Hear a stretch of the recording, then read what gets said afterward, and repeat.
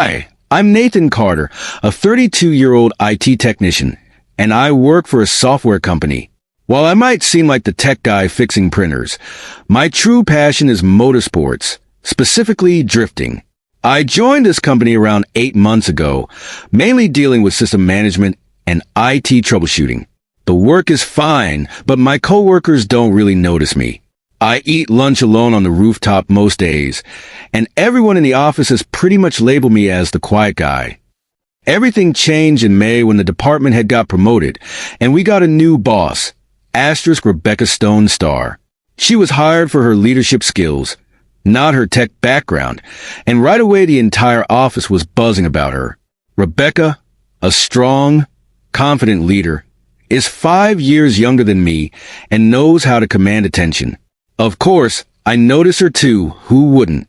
But unlike the rest of the office, she didn't seem all that impressed with me. I could tell from day one that Rebecca was sharp.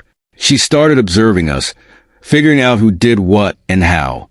Within 2 weeks, she reorganized our tasks so well that overtime and errors dropped, and people were actually enjoying their work again. But me? I felt like I was still invisible. After a month, we had a department party to celebrate the project we'd been working on. The vibe was lively and fun, but I wasn't much of a drinker. I stuck to my soda, watching everyone get progressively louder. That's when Rebecca, clearly tipsy, approached me. "Hey, Nathan, why do you always sit alone?" she asked, half smiling as she wobbled toward me. "You've had too much to drink," I said, trying to steady her. She leaned in closer, her eyes half closed. "Stop ignoring me. Talk to me too, Nathan. I'm not as scary as you think," she slurred with a mischievous grin.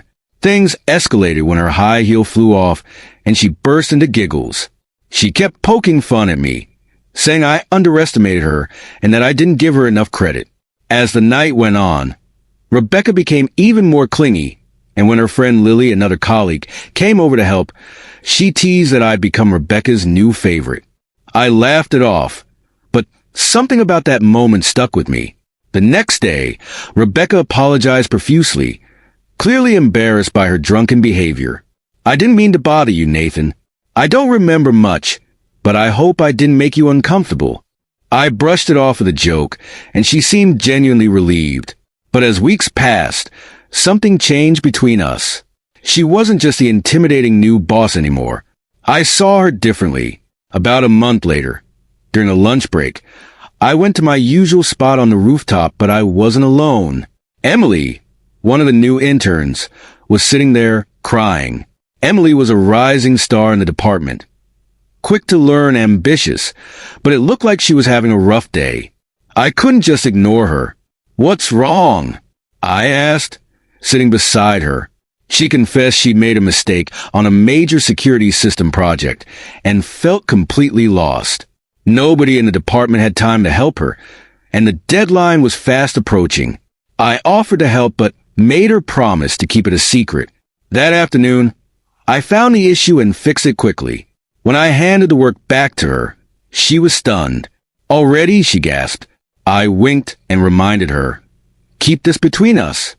The next day, I got called into Rebecca's office. She had this look on her face, half amused, half suspicious. "Nathan, you fixed that security bug, didn't you?" "Don't think you can fool me," she said, narrowing her eyes. I froze. How did she know? She explained that she'd been keeping a closer eye on me than I realized. "Why are you holding back?" she asked, genuinely curious. I didn't know what to say. Then, out of nowhere, Luke, one of the company's top cybersecurity specialists, barged in. "Who built this system?" he demanded. Emily looked terrified, but before she could answer, I stood up. "It was me," I admitted. Luke smirked. "I knew it." Then Rebecca chimed in. "Nathan, why aren't you showing everyone what you're capable of?" I realized then that I couldn't hide anymore. It turns out Rebecca had done her homework on me. She found out about my past work, things I'd tried to leave behind. I had a talent for software development, but I'd been burned before by someone I trusted, which made me step back from the spotlight. When I told Rebecca my story, She listened intently. She wasn't angry anymore, just understanding. "You're wasting your talents, Nathan," she said softly, her voice tinged with emotion. "Don't make the same mistake I did." Her vulnerability took me by surprise. She wasn't just a boss who had it all together. She had her own struggles, her own feelings of inadequacy. For the first time, we connected on a deeper level. From that day on, I stopped hiding. I took on bigger challenges, and Rebecca became more than just my boss. She became someone I admired, someone I wanted to impress. And yes, maybe even something more. As I reflect on those days, it feels surreal how life has changed. Jennifer and I are now partners, not just at work, but in life. After that rooftop confession, everything shifted. She became more than just my boss, and I stopped holding myself back. It was as though we both found what we needed in each other. We worked together on numerous projects, and our department became one of the most efficient in the company. The old frustration and tension were replaced with trust and collaboration. It wasn't long before our relationship blossomed, and after a few years of keeping it professional during work hours, we finally announced our engagement to our colleagues. Everyone saw it coming, of course, especially after that night at the party. Sally often teased me, calling me Jennifer's secret weapon, saying how I helped transform the department without anyone realizing. Kate, Jennifer's twin sister, still worked in her unique role as a white hat hacker. She remained a supportive and protective presence in our lives, and though we worked together occasionally, our interactions felt more like a family reunion than corporate collaboration. But then, something unexpected happened. It started with whispers, hushed conversations in the corridors, and suspicious glances. Jennifer, now a senior director in the company, was being considered for a prestigious promotion that would take her to headquarters in New York, a move that would separate us physically, even if temporarily. One evening, after a long day of meetings, Jennifer looked more pensive than usual. We sat in our favorite cafe, sipping coffee, the dim lights giving her face a soft glow. "What's on your mind?" I asked, gently placing my hand on hers. She sighed, staring into her cup. "They want me to take the promotion." I raised an eyebrow, not entirely surprised. "That's great. You've worked so hard for this." "I know, but if I take it, I'll have to leave for at least a year." The weight of her words settled between us. A year apart, especially with the responsibilities that came with her new role, would be difficult. We had built a life together, both personally and professionally, and the idea of her being halfway across the world left me feeling uneasy. "But it's an amazing opportunity for you," I said, trying to remain positive. "We can make it work." Jennifer hesitated. "I don't know if I want to take it." "Why not? This is everything you've worked for." She looked at me with a softness I hadn't seen in a long time. "Because I don't want to leave you behind." Her words hit me harder than I expected. The truth was, I didn't want her to go either, but I also didn't want to hold her back.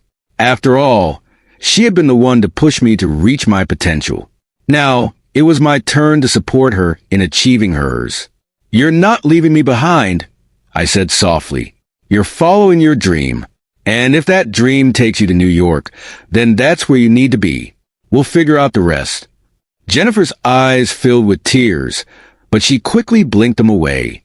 "You always know what to say." "I'm serious," I replied. "You're my wife, my partner.